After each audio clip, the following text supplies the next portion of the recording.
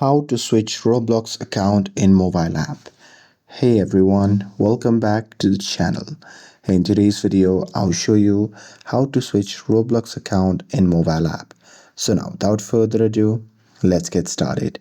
So here first thing first, open the Roblox app on your phone and make sure that you're logged in to your account.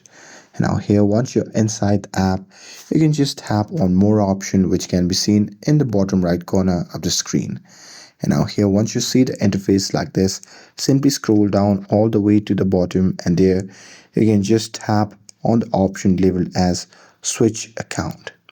And now here once you tap on it, from the pop-up menu you can just tap on add account, and after that on the next pop-up menu you can just tap on this option that says login to existing account, and once you do it you'll be prompted to the sign in page.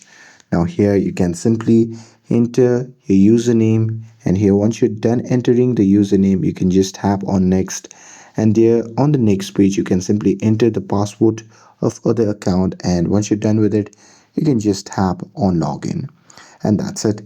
That's how you can switch Roblox account in mobile app. With this, if you found this video helpful, then don't forget to like, share and subscribe to get updated for more videos. Thanks for watching, and I'll see you in the next video.